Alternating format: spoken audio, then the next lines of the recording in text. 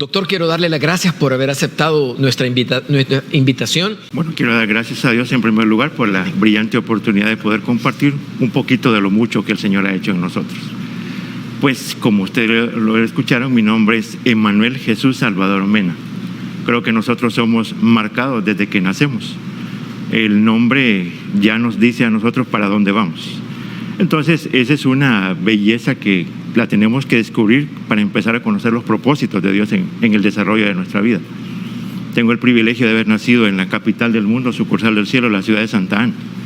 Hay algunos que dicen que hay otros, pero solamente Santa Ana. En uno de los barrios más pobres.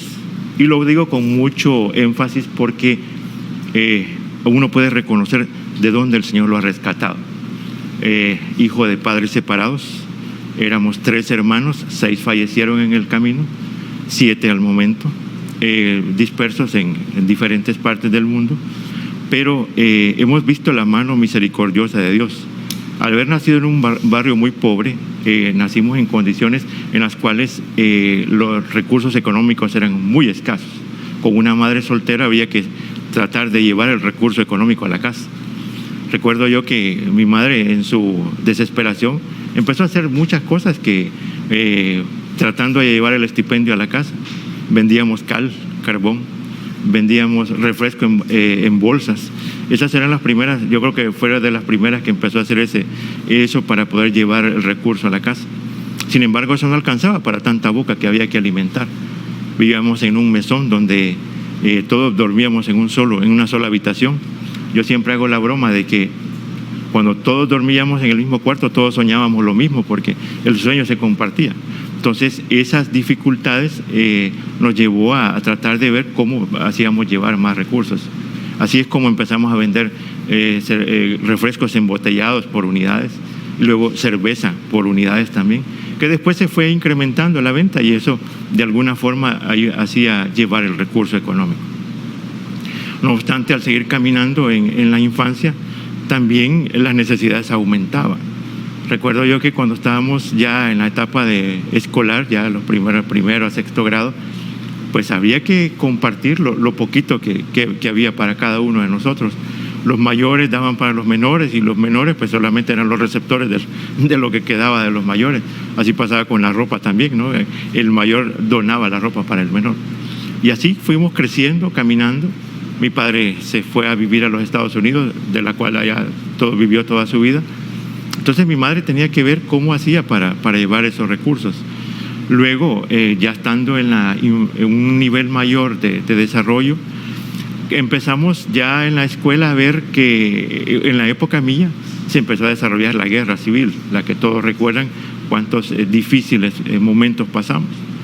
Nosotros, viviendo en un mesón, éramos asediados tanto por el ejército como por la guerrilla para poder formar parte de esos grupos en esa ocasión. Y uno empieza a darle gracias a Dios por las cosas que uno vive. Recuerdo que cuando llegaban a los lugares donde nosotros vivíamos, el reemplazo lo seleccionaban conforme a la juventud que alguien tenía. Pero yo no sabía que en ese entonces a las personas que tenían los pies planos los rechazaban para el ejército. Y yo le digo, hoy tengo el privilegio de saber que yo tenía los pies planos y por eso nunca me aceptaron en el ejército. Sí. ¿Y qué digo? ¿Por qué? Porque el camino de Dios ya estaba trazado. En la guerrilla nosotros llegaban a los mesones y nos enseñaban a usar las armas. Y no es porque nosotros lo tuviéramos, sino porque simplemente era parte de lo que vivíamos en esa ocasión. A seguir, caminar, mi grupo, mis jóvenes con los que yo me desenvolvía, eran jóvenes que se dedicaron muchos a tener una vida licenciosa, distribución de droga, a vender, en aquel entonces era la pega, el ciner. Recuerdo que en ese entonces en los barrios nuestros se vendía la marihuana en diferentes formas y se hacían los famosos papos. Fíjese que la Biblia en mi época era muy asediada, no porque se quería leer, sino porque simplemente las páginas de la Biblia las utilizaban para hacer los cigarros de marihuana. Sí. Y eso, nosotros en ese ambiente, creciendo en ese ambiente, en los mesones, nosotros íbamos a comprar tortillas y en los aguanes de las tortillerías eran donde se distribuía, se consumía. Imagínense ustedes el nivel de vida en el cual nosotros estábamos siendo asediados constantemente en una juventud que pudiese habernos consumido. Yo regreso muy frecuentemente al lugar donde yo viví, solo para ver qué pasó con aquellos que se dedicaron a hacer lo mismo. Y muchos de ellos ya fallecieron. Así que Dios, en su bondad, la protección ha estado con nosotros y el camino de Él ya estaba trazado hacia donde. Mucho de lo que nosotros tenemos o logramos en la vida depende de cuál sea el nivel de conocimiento que tengamos y del nivel de fe que tengamos. Porque viviendo en unas necesidades tan grandes, o las que en una infancia, con lo que le llamo una abundancia, escasez en la que teníamos nosotros, era muy difícil tener un derrotero bien establecido. No obstante, el papel de la madre, en el caso de la mía, fue tan determinante poder cimentar las bases para poder llegar a hacer lo que quisiéramos. Estando en la juventud ya y el deseo de seguir estudiando, terminamos ya el tercer ciclo en el bachillerato. Muy difícilmente logramos terminar en un colegio privado porque las condiciones de la política de aquel entonces eran muy difíciles, pero ella con un esfuerzo logró llevarnos hasta culminar el bachillerato. Pero teníamos que seguir estudiando la carrera de la universidad. Recuerdo que le digo a mi madre: madre, fíjese que yo quisiera estudiar medicina. Mire, las palabras que los padres digan a sus hijos van a determinar el resto de lo que ellos vayan a hacer.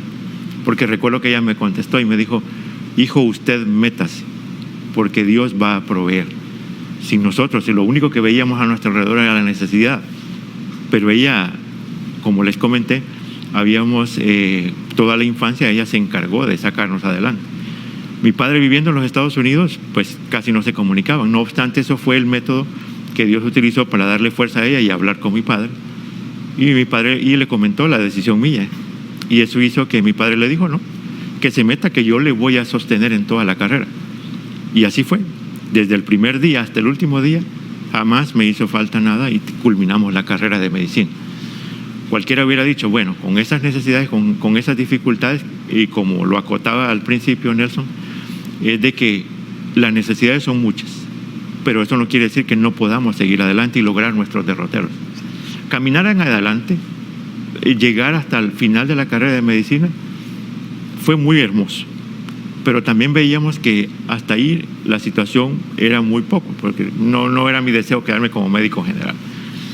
Entonces mi deseo era seguir estudiando, seguirme desarrollando en la parte de oftalmología, y fue así como comenzamos la residencia en oftalmología en el Centro Médico Nacional, la cual nos tomó casi 4 años en culminarla.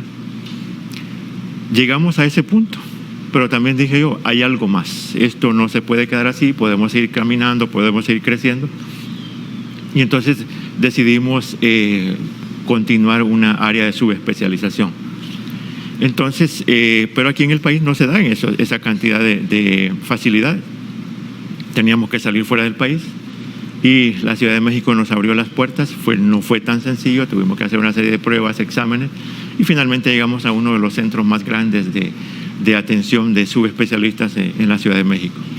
Estando ahí, empiezo a darme cuenta que yo tengo una de mis debilidades más grandes, y es la investigación.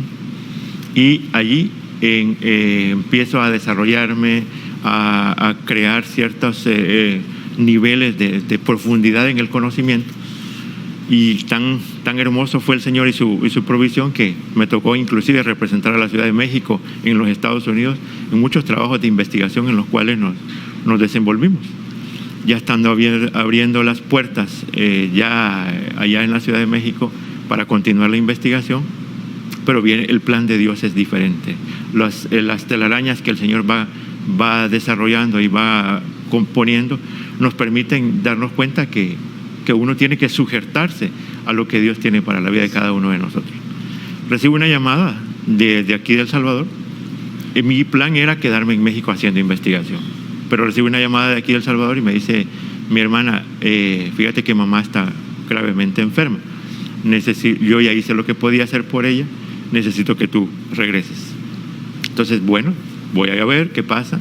Cuando vengo, mi madre está muy delicadamente con un cáncer terminal, del cual Dios me dio el privilegio de estar con ella los últimos 2 meses.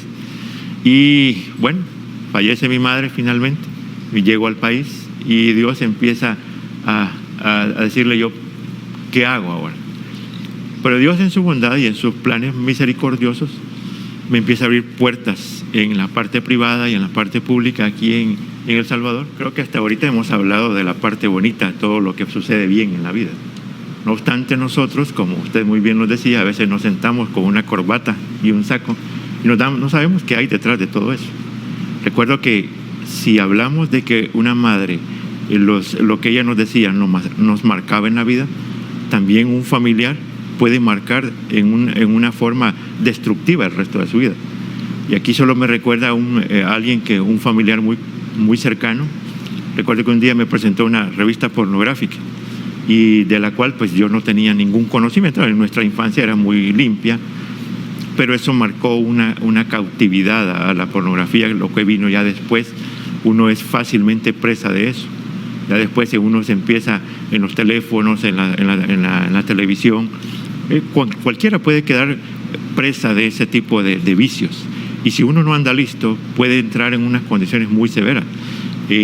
Luego también cuando estábamos en la adolescencia y sobre todo cuando estábamos terminando la parte de la carrera de medicina, recuerdo que también las cervezas que nosotros empezábamos a vender por unidades, la curiosidad también se da. Entonces empieza ya después de la carrera de medicina un consumo intenso de la cerveza. Yo recuerdo que veía las cajas apiladas de cerveza que nosotros vendíamos, luego después estaban introducidas en mi cuerpo porque nos volvimos un consumidores muy intensos de eso. Pero el plan de Dios tan hermoso, porque también si uno entra en este tipo de desgaste, hay gastos económicos, hay deterioro en la familia. Luego después vino una separación, un divorcio muy difícil, que después de que uno construye castillos, construye una vida, construye todo aquello un plan de vida hacia el cual uno se quiere desenvolver, todo eso se viene destruido. Y hasta que se ve uno confrontado de que lo que está haciendo no es lo correcto, empieza Dios a trabajar en esas partes de la vida. Luego después uno no sabe por qué Dios quiere que uno cambie su estilo de vida, porque lleva un propósito y es el servicio. A Dios no le agradan dobles vidas, a Dios no le agradan ese tipo de actitud en la cual no se pueden servir a dos señores. O se sirve a Dios con santidad y con pureza, o se sigue el otro de vida, la puerta ancha donde la destrucción va a ser. Y eso fue lo que me pasó a mí. Cuando el Señor empezaba a tocar las puertas de mi vida, recuerdo que llegó un paciente a la clínica con una complicación muy severa. Mire cómo es el camino de Dios. Una complicación de algo que yo había aprendido en mi especialidad en la Ciudad de México. Entonces lo empezamos a manejar. Recuerdo que este pacientito, gracias a Dios, fue saliendo y hasta que se compuso de su condición, y llega y me dice, mira, lo invito a una cena. Yo le digo, no me gustaba intimar mucho con los pacientes, pero bueno, dije, voy a aceptar una invitación. Cuando llego yo a esa cena, era una cena de la Fraternidad de Hombres de Negocio, el Evangelio Completo, y entonces me agradó mucho esa fraternidad en la que se vive, ese abrazo hermoso que le dan a uno en la bienvenida, y empiezo a encontrar que hay hombres que con las mismas dificultades por las que uno está viviendo. Entonces me gustó el sistema, me gustó cómo se llevaban, pero estando ahí el Señor empieza a tocar a mi corazón y empieza a decir que no podemos seguir ni consumiendo bebidas alcohólicas, ni consumiendo pornografía. Y entonces empieza a haber una limpieza en mi interior y en mi corazón, y que no quiere decir que lo hemos alcanzado todo. No obstante, podemos decir que Dios siempre está de la mano de uno, tratando de fortalecerlo en cada vez que hay un intento de caer. Hasta la fecha, gracias a Dios, todo eso pasó, pero venían una serie de pruebas y una serie de condiciones para nuestra vida. Recuerdo que estando en fraternidad, recibo esa invitación a servir en el capítulo. Me gustó el estilo de servicio, de entregarse completamente de una forma desinteresada y totalmente laica. Entonces, estando en ese grupo, me empiezan a pasar ciertas condiciones con colegas que yo encuentro, un colega anestesiólogo, el cual estaba sumido en el consumo de estupefacientes. Entonces el Señor me permite empezar a hablar con él, empezar a llevarlo a fraternidad, y empezamos a ver una transformación hermosa. Entonces, hasta que él entregó su vida al Señor y empezó a caminar nuevamente en esa entrega. También me pasa otra condición, que uno de mis hermanos siguen el consumo de bebidas alcohólicas en una forma consuetudinaria, hasta que lo llevó a padecer de un cuadro de una cirrosis hepática y sangramiento de tubo digestivo. El Señor me pone en el corazón en que había que llevarlo, presentarle todo el plan de vida que Dios tenía para con él. Y gracias a Dios y a la fortaleza que recibimos en fraternidad, él conoce del Señor, entrega su vida al Señor, 15 días después fallece. ¿Qué hubiera pasado si yo me hago sordo a la necesidad de un hermano mío? Eso hubiera sido terrible. Entonces, ¿por qué era necesario cambiar, limpiar nuestra vida? Porque Dios nos quiere utilizar para sus propósitos y planes hermosos. Ahora, doctor, ¿usted llega a fraternidad y llega al capítulo ejecutivo o llegó a otro capítulo cuando lo invitaron originalmente? No, siempre fue el capítulo ejecutivo. Sí. Y mire cómo son los caminos de Dios. La persona que me invitó era el presidente del capítulo en ese entonces. A los años después, no sabía yo que yo iba a llegar a sustituir como presidente del capítulo, sí, a mi fraterno, que años después falleció.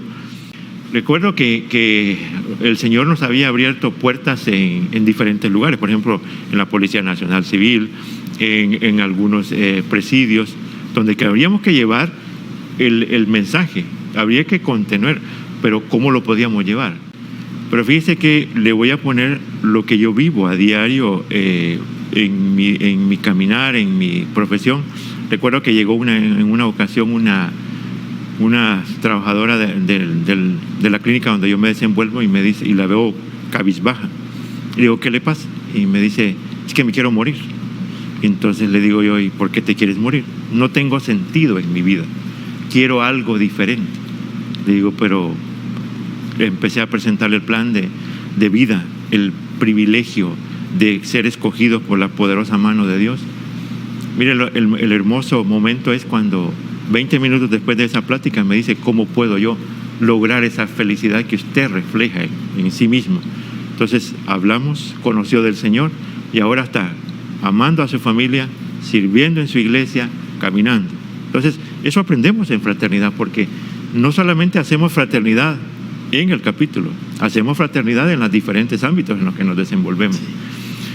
Pero una de las cosas que a mí me ha marcado muchísimo es con mi familia. Recuerdo que mi sobrina me dice, recién se acababa de casar, viviendo en los Estados Unidos, me dice, tío, fíjese que estoy embarazada, tengo 6 meses de embarazo, y me hacen una serie de pruebas y me dicen que mi niña viene sin cerebro y viene con una serie de malformaciones. Y le digo, hija, vamos a orar intensamente, tú allá y nosotros aquí, y vamos a poner esto en las manos de Dios, porque no es posible que, siendo hijos de Dios, no podamos entregarle esto en las manos de Dios. Me dice, fíjese que al extremo tan severo han llegado, que me han dicho que cuando nazca la van a pasar a unidad de cuidados intensivos y probablemente en un par de días va a fallecer. Y me la van a pasar, entonces tengo yo que ir a conocer, y la llevan y la llevan a conocer el lugar donde la llevan a internar a la niña sin haber nacido. Le digo, no, vamos a rechazar ese diagnóstico y vamos a pedirle al Señor que cambie. La sorpresa mía es que cuando nace la niña le dicen, mira, la niña trae cerebro. Pues sí, es de lo que esperamos todos. Y le digo yo, ¿y cómo son sus reflejos? Pues dice el doctor que la va a tener 2 días ingresada porque creen que ha habido un mal diagnóstico. A los 2 días le dicen, mira, mejor llévate a tu niña porque la niña está más sana de lo que nosotros nos imaginábamos. Y resulta que después continúan las evaluaciones. 3 meses después le dicen, vamos a hacerle una serie de resonancias porque aquí hay un problema, algo pasó. Y 3 meses después la niña es más activa que una persona que de nuestra edad, inclusive porque es tan juguetona, es tan inteligente, se desenvuelve y se mueve muy bien. ¿A dónde lo llevo yo?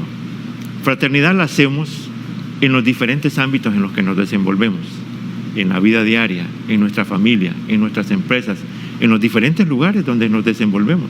Y por ello mi llamado es a que primero encontremos cuál es el propósito que Dios tiene en nuestra vida. Ejemplos como esos, yo he tenido problemas económicos muy severos en los cuales yo decía, yo me había descuidado de unos recursos económicos. Me dijeron en esa área, me dijeron, mire, fíjese que tenemos que reunirnos porque hay una pérdida económica muy severa. Y entonces, y esto fue antes de la pandemia. Recuerdo que cuando vimos los números, vimos que todo se había venido abajo. O sea, había un desplome de aquello que nosotros creíamos que ya no iba a haber mayor recuperación económica.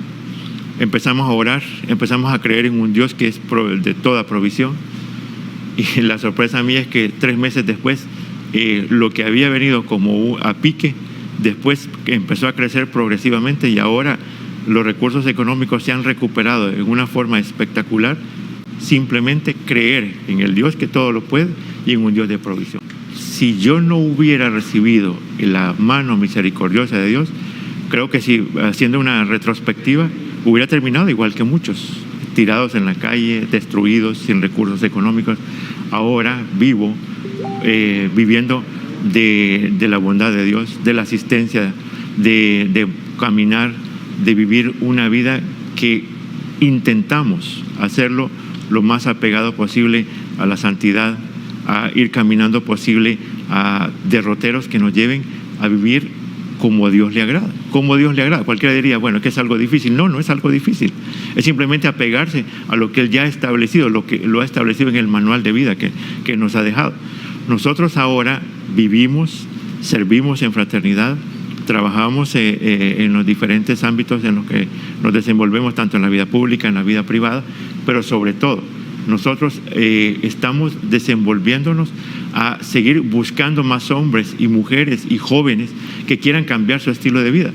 Fíjese que un factor común que he encontrado, como usted muy bien lo acotaba, es que en los 17 años que tenemos en fraternidad, tantos testimonios hemos visto que el factor común es la fe. Tanto sanidades, recuperación de recursos económicos, recuperación de familias, recuperación de enfermedades tan a veces terminales.